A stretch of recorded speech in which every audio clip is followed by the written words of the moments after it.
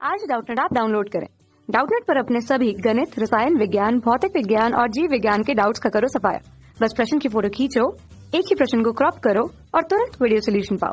अभी डाउनलोड करें। क्वेश्चन हमें गिवन है कि ज्यादा न्यूट्रॉनों वाला एक नाभिक, जिसे हम भारी नाभिक भी कह सकते हैं क्योंकि न्यूट्रॉन अनाविष्ट कण होते हैं और उनकी अधिकता नाभिक के लिए उसके द्रव्यमान को बढ़ा देती है। तो एक भारी नाभिक हमें क्वेश्चन पे बोला है कि इनके उत्सर्जन के साथ, मतलब हमें विकल्प में मान दिए हुए हैं कौन कौन से यहाँ पर कण होंगे जिनके उत्सर्जन के साथ वे रेडियो सक्रिय रूप या रेडियो एक्टिव रूप से शहीद हो जाते हैं।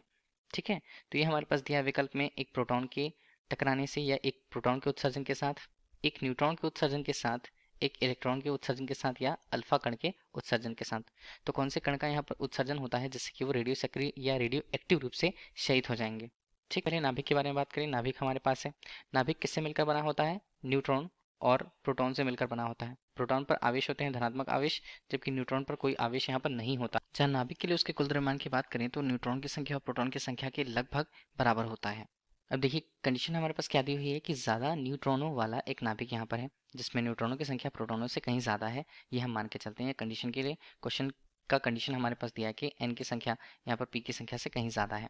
इस बीच पे अगर हम यहाँ पर किसी एक कण के उत्सर्जन की बात करें, किसी आवेशित कण के उत्सर्जन की बात करें जिससे वो रेडियो एक्टिव के रूप में या नाभिकीय रूप से शहीद हो जाता है, तो उसके लिए हम क्या बोल सकते हैं? इसके लिए कण होता है बीटा क्षय के रूप में। और इस बीटा क्षय में होता क्या है?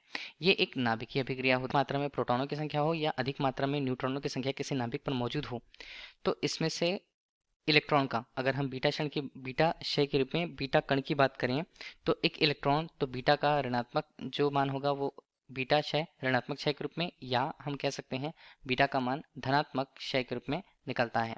ठीक, तो यहाँ पर धनात्मक क्षय और ऋणात्मक क्षय हमने ले लिया दोनों का।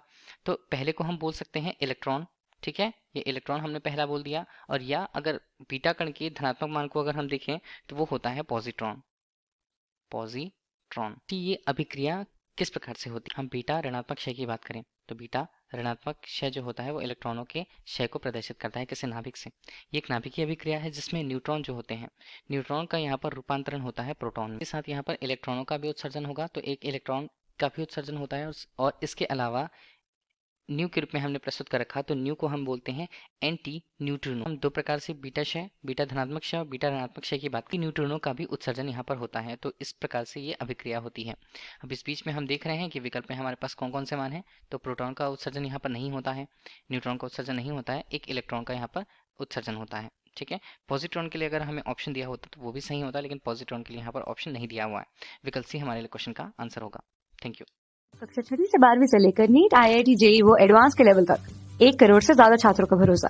आज ही डाउनलोड करें डाउटनेट ऐप या व्हाट्सएप करें अपने सारे डाउट्स 8400 400 400 पर।